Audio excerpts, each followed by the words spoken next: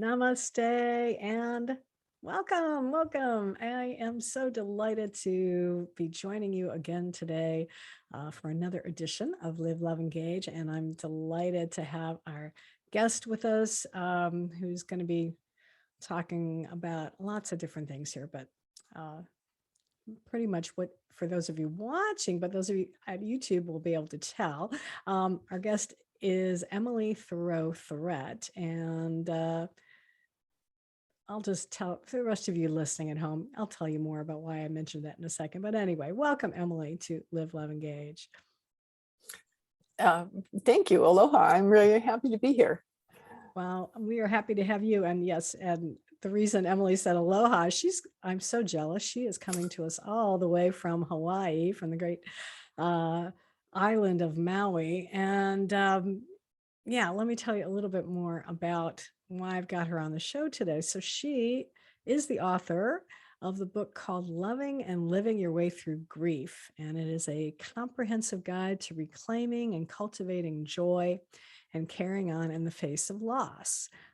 And that book has been the winner of the Bookauthority Best New Grief Book, and it got the silver medal for the Living Now Book Awards. And she's also the founder of the Grief and Happiness Alliance and host of her own podcast called Grief and Happiness.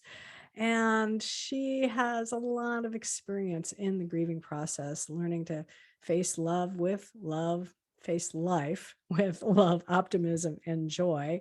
And her mission is to comfort and support those dealing with grief and loss, focusing on happiness, which I know when you're in the throes of grief, it often seems like, when am I ever going to be happy again? And I know I may share a little bit about my experience with that because I definitely have felt that. But I would love for you to tell our listeners and those watching on YouTube today as well, why did you feel compelled to write this book? What prompted it? The writing of the book really came from me dealing with the death of my second husband. I've had two husbands die. And I never thought I'd be in that position in my life. You know, you when you get married, you might say something like "till death do you part," but you don't think that's really going to happen. And I found myself going, okay, now what do I do? And I was kind of struggling with that. I've taught writing for many years at the university in California, which I still do online. And that was good. And I love to write. I've written a couple of college textbooks. So I thought, well, I should use writing, since that's what I'm comfortable with and familiar with, to help me deal with my loss. So I started writing lots of different things, writing journals, writing gratitude lists, doing other things, finding things in that writing that I thought, gee, I bet other people who are dealing with loss could benefit from learning how to use these writing techniques too. So I thought I'll teach them. So I hadn't lived on Maui that long, didn't know that many people, and didn't know anybody on Maui who had had someone die. So I thought, how am I going to do this? So I went on Meetup and scheduled a meeting at my house saying, if this is your situation, we're going to meet on this day at my house, come on over and we'll write together. And they did. I was shocked. I had a nice sized group, and we actually stuck together right till the pandemic started. We met regularly and they loved it. And we found that we were smiling a lot in the meetings. We had tears too, but we also were able to find happiness in what we were doing. And I loved what we were doing there. And in the meantime, a few months after Ron died, a very good friend of his just dropped dead on the mainland. And this friend was much, much younger. We were family friends, lived a couple blocks apart from each other. And he called my husband Dad. That's how big their age difference was. And I thought, oh, his wife is not going to have a clue of what to think about or what's important or what she needs to do, because she wasn't at a point in her life where this was anything she would have anticipated. So I wrote her a long letter that said, I understand where you are right now. And through my experiences, I've discovered that these are the things that you need to pay attention to right now. And these are the things that you don't. And I was able to get it to her within a few hours, actually, after he died. And she let me know later how valuable that was to her, because nobody told her things like that. Everybody'd come and say, I'm sorry for your loss, but nobody was giving her anything concrete or something she could do something with or about. So I thought, wow, I should do more then. There must be something else I could do. So I decided that what was hard for me was the kind of loneliness of the first year of not having anybody that really related to what you were going through. And so I decided I would write her a note and mail it to her in the mail. So she gets something in the mailbox every week for the first year. And after I decided to do that, I thought, well, I better see if I've got 52 things that I can say. So I sat down and wrote a list of 52 different things that would carry on through that first year. And I thought, this is really good. I really liked what I was offering to her. And as a writer, I thought, and it's also an outline. So I got a publisher and got a contract and wrote the book, and it came out this last January. That's amazing. Um, there's a lot there that that you talked about that I think is useful for someone going through grief. Now, correct me if I'm wrong, because it sounded like you were saying at the beginning, though, in this meetup group, you were actually writing. So Mhm. that was, what types of things were you writing about? Was it just like writing about your feelings, or what Well, was it was going on with different that? every time. I've Okay. I've always focused on positivity. Hmm. So the one thing I didn't want was for everybody to just sit and cry through the whole meeting and then never come back. Right. So we needed to do something that would be of balance that could include that. And that positivity is what led me to found the Grief and Happiness Alliance. And a lot of times when I say those two words together, grief and happiness, people go, yeah, yeah, right. Right. But the more they're around what we do and who I am, the more they can buy into it and the more they smile. Hmm. And that's really what I'm looking for, is to help people be able to take a deep breath and smile. So we would do things like we learned the value of gratitude and different ways to express that, especially in writing. And that was so powerful. Everybody always, they'd always start off with, I don't have anything to be grateful for. My husband or my mom or my child or whoever, my dog, whoever it was, died. And so that'd give us an opportunity to talk about it a little bit and then write about it. And they were always surprised with the things that they found as they did that. And as they'd come back and go, I've been doing that gratitude list and it makes a big difference. Hmm. I feel better when I do it. Probably their favorite exercise that we do is to write a letter to their loved one who died Hmm. and tell them everything that they want to tell them. If they were there right there at that moment, what would it be that they'd be talking about? Thank them for anything that they didn't get a chance to, or tell them anything they didn't get a chance to tell them. Whatever it is, just write it to them. And the thing that they liked best about it is when they finished writing the letter, they then would write another letter that was back to them from whoever they wrote the letter to. Ooh, I love that. And That's yeah, powerful. it's always powerful. They always, even people, if I would have told them what they were doing ahead of time, they might have resisted. But Hmm. when I just said, okay, now this is what you do, and they did it, they would be surprised at the experiences they had from it. It either provided comfort or Hmm. relief, or a closure on something that they didn't get to have that before, Right. or just the good feeling of remembering how wonderful it was to be supported by someone you loved. Mm. And it Oh, works for anybody. It doesn't have to be husbands. When I started, I thought everybody's going to come because their husbands died, because that's what happened to me. But right. we dealt with all kinds of loss, especially in the last couple of years with COVID, Yeah. all the different kinds of loss that brought or is bringing. And it, it's just powerful. And they loved, the other thing that we do is after they do it, they don't have to read their whatever they wrote to each other.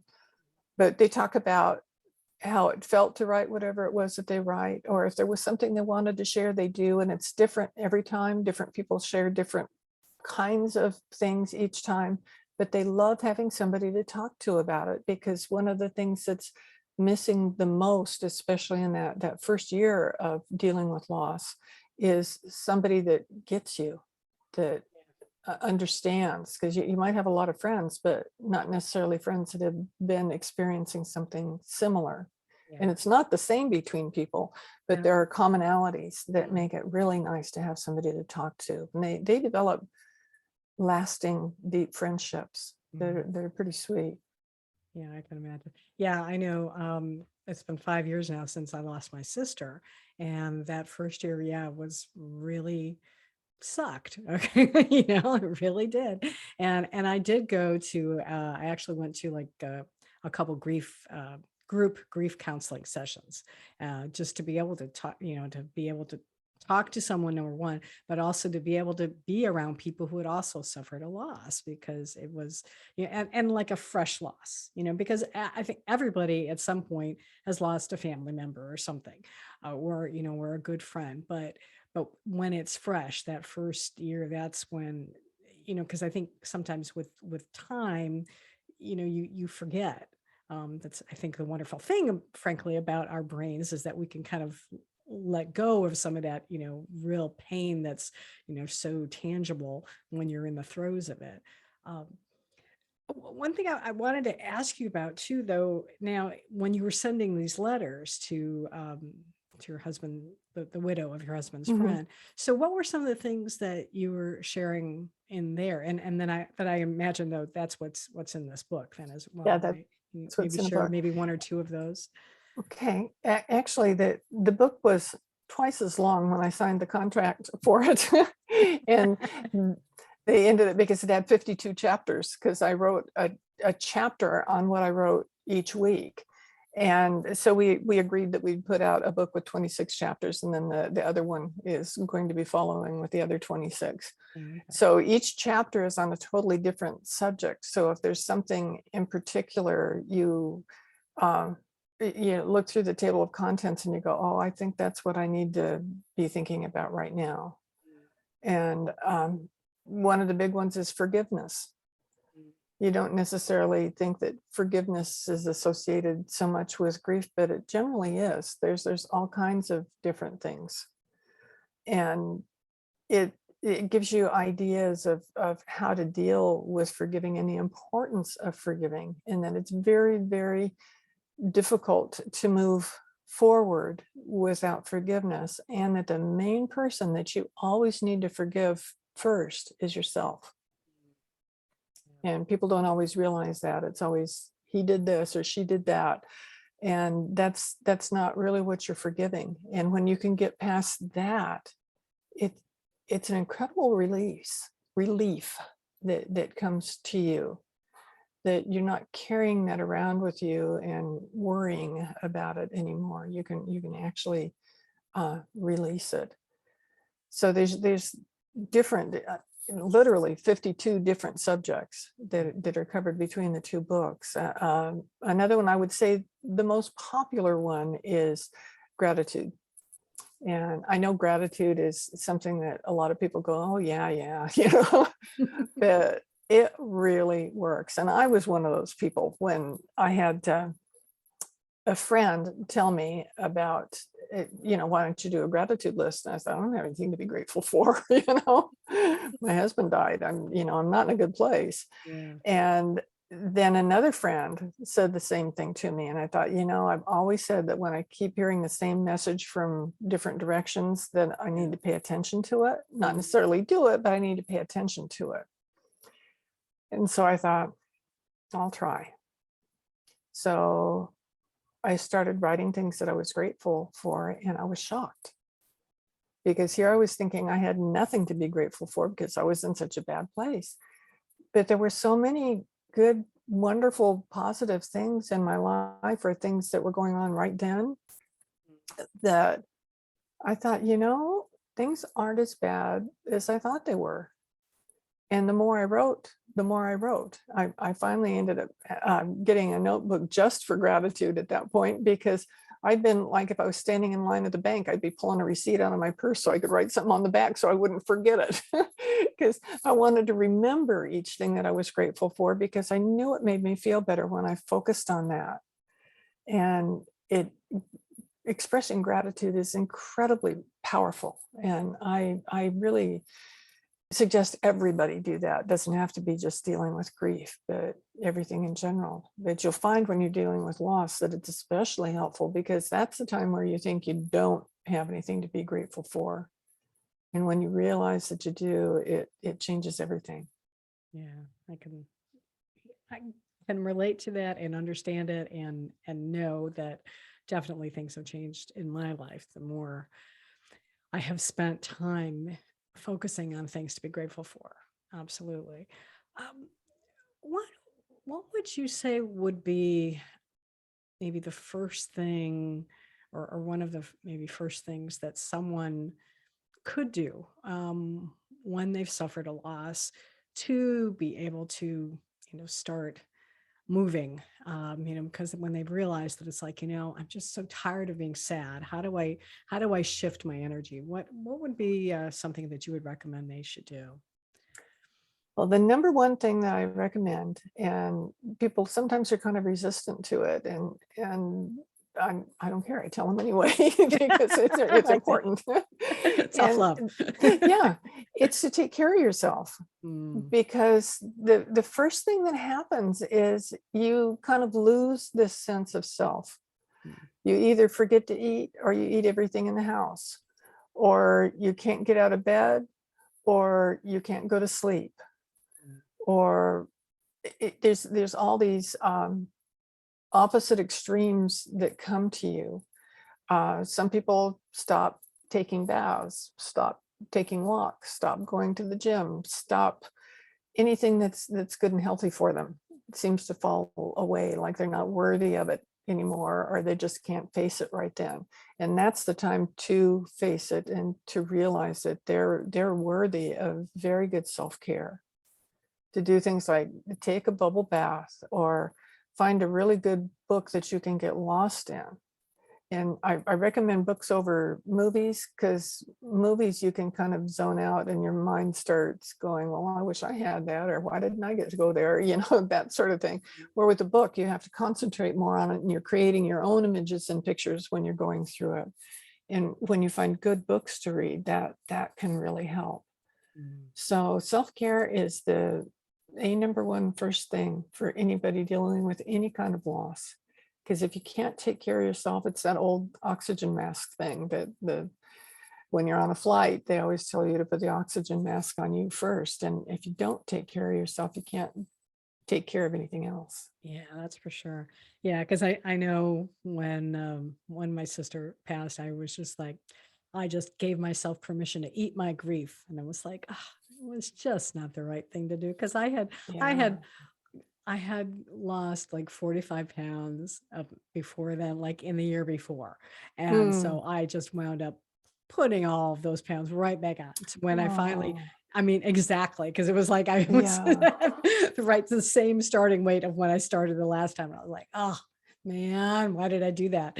Um, but sometimes that's the things you do, you make mistakes. Now going forward from, talking to people like you, I can make different choices, and that's part of learning and living. Mhm. I think is living it is learning from, uh, I'm not going to say mistakes, but maybe from choices that weren't as healthy as they could have been otherwise. But yeah. Yeah, and then too, when you have somebody to talk to, like in the writing group, and now in the Grief and Happiness Alliance, uh, somebody will say something, they'll go, I did that too. They Mm, don't realize that they're not the only one that did whatever it is. yeah. And the more they can see that they can make healthy choices, and that they can have mutual support from people to make healthy choices together, Mm, then that can make a big difference. Like if you're picking up that bag of potato chips, instead of eating the whole thing, you could call one of the people that you have found in like the Grief and Happiness Alliance, and you can have a conversation instead of a bag of chips. You can have a few chips, that's fine, because depriving yourself also isn't really good, because that opens up a whole another thing to deal with. But have a few chips, but focus on the conversation instead, and then you can put the chips away and enjoy them for several days instead of eating them all in a half an hour. Yeah. And I speak from experience. Yeah, absolutely. Yes. Or eating that whole pint of, Haagen-Dazs ice cream. Oh That's yeah. not good either. Been there, done that. Uh, now you mentioned, you just mentioned again that the Grief and Happiness Alliance. Tell us a little bit about that. Well, I discovered the more at first, when I published the book, I decided the way to get the word out there was to be on as many podcasts and interviews and TV shows and everything that I could do to get the word out. So I was doing that, and I found that it was like they were trying to bring it down, and I was always trying to bring it back up, that it's okay to be happy. It's okay to take care of yourself when you're in this situation. And after Jacques died, I discovered Marcy Shimoff's book, Happy for No Reason. And I read that. She's phenomenal. She's got followers all over the world, and in being happy. And I didn't realize how not happy I was until I read that book. And I thought, I can change how I look at things. And I really did. And it helped me. And it also made it so that when I met Ron, which I had sworn I was never going to even date again, let alone get married, but I was ready for it because I had been able to shift my focus into positivity. So when I started doing all these conversations with different people, I was realizing that what was missing was a real emphasis from me on positivity and happiness. And I discovered that Marcy had a program called a Happy for No Reason Certified Trainer Program that you can go through. And in it, you learn all the happiness techniques that she's taught for years all over the world. She goes all different places, talks to thousands of people at a time, does business training, all this sort of thing. And she's very, very successful.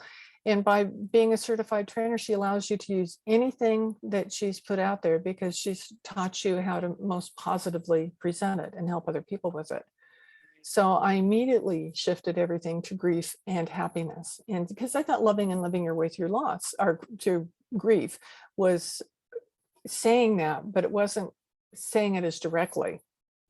It was my intention, but it wasn't coming across as directly if you just like read the name of the book.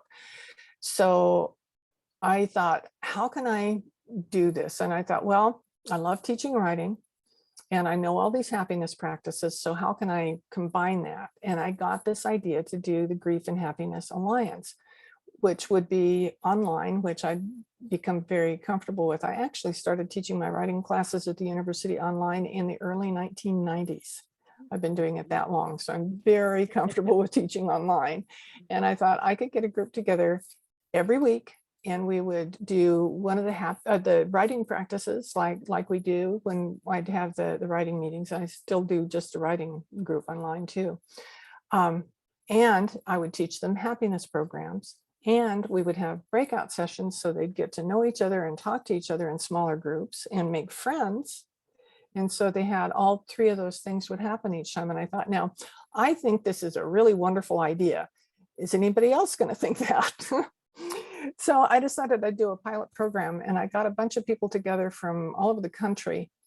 And we went through a pilot program together. We discussed first what my concept was and how I wanted to do it. And then I went through with what a gathering, one of the meetings, weekly meetings would be like, and they participated in the whole thing. And then afterwards we talked about it and said, okay, now what do we do? And one of the things, first of all, they all loved it and said, this is what the world needs now. There's not something like that out there.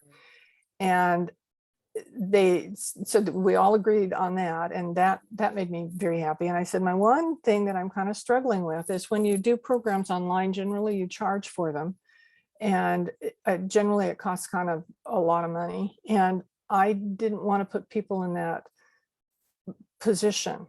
Yet I also wanted them to value the class. And Right. back in the olden days when I was having children, I taught childbirth education classes.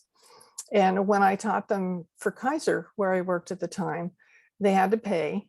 It wasn't a big amount, but they had to pay something, and they came to all the classes, and that enabled the father to be able to go into the delivery room, and he couldn't if they didn't go to my classes. Ah, smart. Well, I ended up moving to a very small town, and people from the college came and knocked on my door. That's how small the town was. They heard that I taught childbirth education classes, and they said they wanted the college to do it as a community service. And they got me to be a certified instructor through the state of California, with which I have to do for community colleges. And we started offering the classes, and the classes were free because that was their idea of community service, was to do it for Right. free. Well, I'd have a huge group the first night. People would drop off the second night. By the third night, there weren't that many people there. And the rest of the class, just those ones that really wanted to be there were there. Mhm. And I Yeah, realized that they didn't see the value in it because they didn't pay for it. that's right. Yeah. So what I thought I could do with this, what came to me to do with this, is explain that, yeah, it costs money to do this sort of thing. However, we have created this group that goes along with this. It's the Grief and Happiness Alliance nonprofit organization. Ah, And they support this. So you can come to these classes with no charge because these very generous donors are supporting right. what we're doing. So that way they see the value and they don't have to pay. So anybody that wants to can come to these classes. And we've gone on from there. We've got all these grand plans of things that we're going to do now that we can offer, because with a nonprofit, you can raise money to do different projects that could serve people who are dealing with grief. And we've got a list a mile long of things that we would like to do. So as the money expands, then the programs will expand, and it won't be just the weekly meetings. There'll be all kinds of other things that will benefit people who are dealing with grief and loss. Wonderful. That sounds great. Um, one other thing I was curious about, I'm wondering if you might be able to comment on that, is do you know, like, what would be a commonly held belief about grief and, say, in the grieving process that you passionately disagree with? I think it's how you treat people who are grieving. Mm, People think that they're doing the right thing by doing what they heard somebody else do, or something that they had heard before, but they're not taking into consideration the individual person that they're dealing with. And I can say that with, I have finally gotten to the point where I can hear this and not get upset. But when people say, "I'm sorry for your loss," I just wanted to say, just go away. Don't say that. That's not helpful. Because what they do is say, "I'm sorry for your loss. How about that Dodger game?" yeah. It was like they felt an obligation, and lots of people feel that they have an obligation when they hear there's a loss to say that before they can say anything else. And to them, it's like the gateway that, okay, I did that. Now we can just ignore it and go on and do other things. And it's the just ignore it part that's hard. Mm, And if you can be thoughtful in what you say to people who are grieving, that's so much better. And the number one thing that I recommend to do when being thoughtful of something good to say to someone who's grieving is to say something positive about the person or the loss, whatever it is, and use the person's name if it's a person.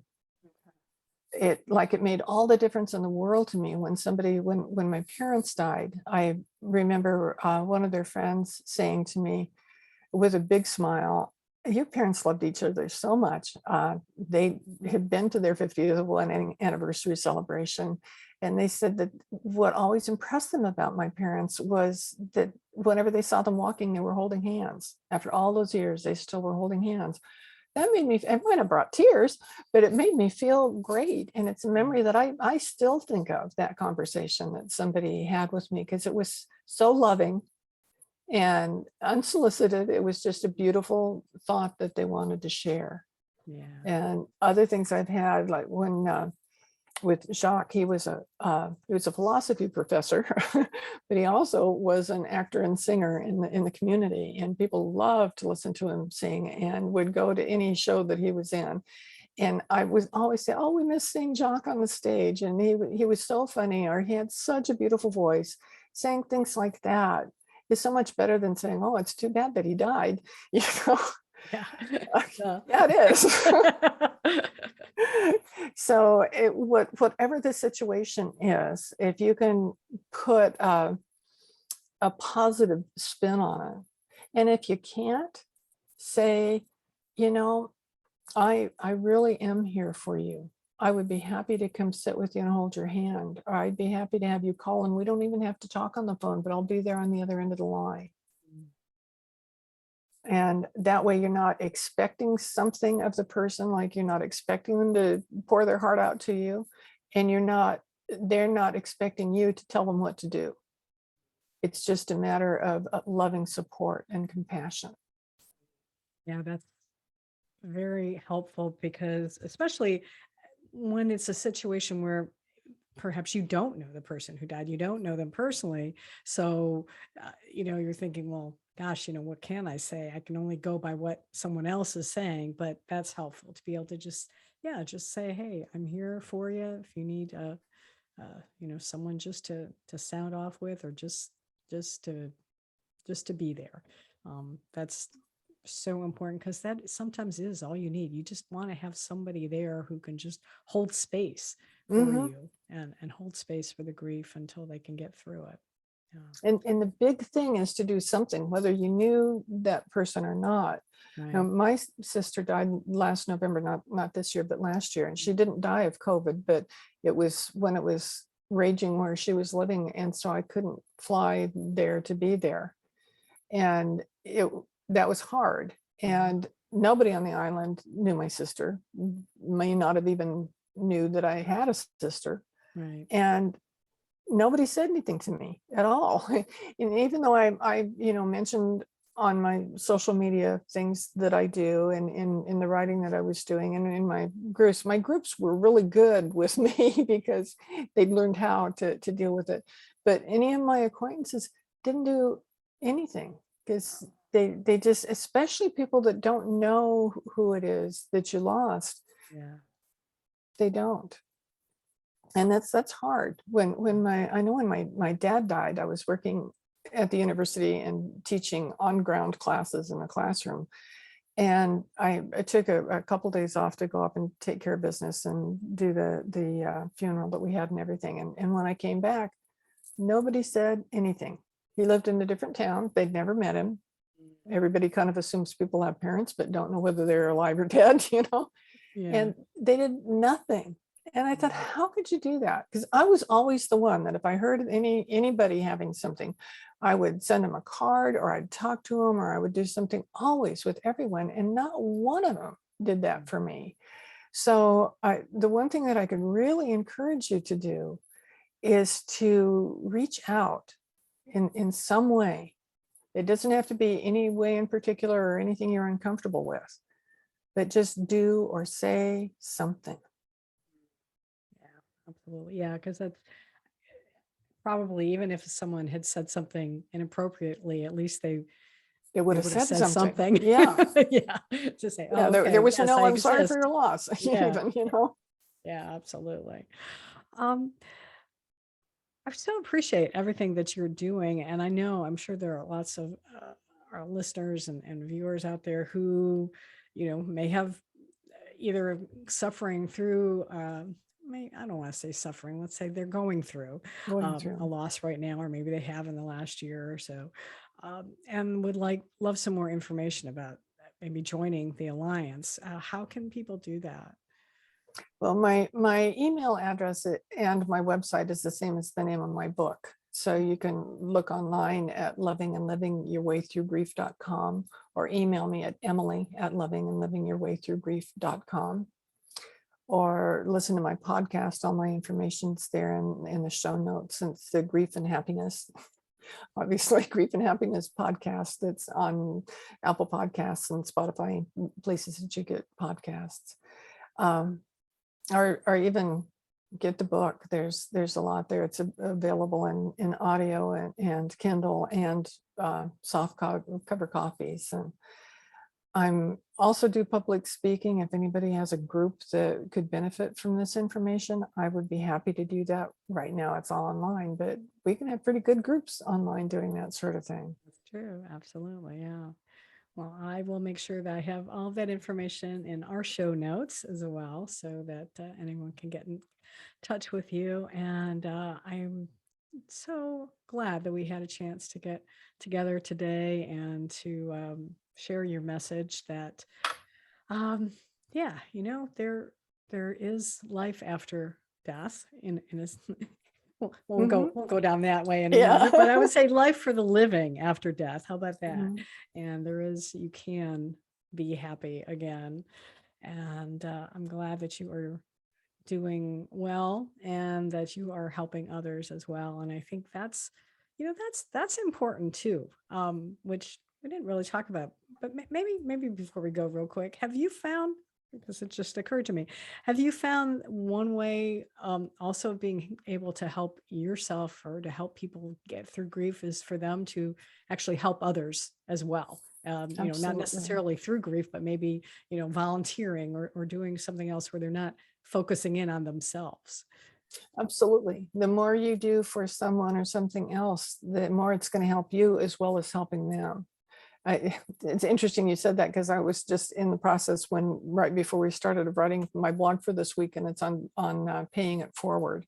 And I really believe in doing that, that if you've gained something from somebody else, instead of like paying them or sending them flowers or something, do something forward that's going to help somebody else, because it's not only going to help someone else, you're going to feel a lot better too. And the more you can do that, the more space there is for happiness in your life.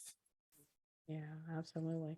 Well, awesome. Well, thank you again for being here. And so make sure, check out the book, Loving and Living Your Way Through Grief. And I encourage you to, connect with Emily if this resonated with you today. And yeah, thank you. Thank you again for being here, Ted. I appreciate it. Oh, it was my pleasure. Thank you so much for having me. Yeah.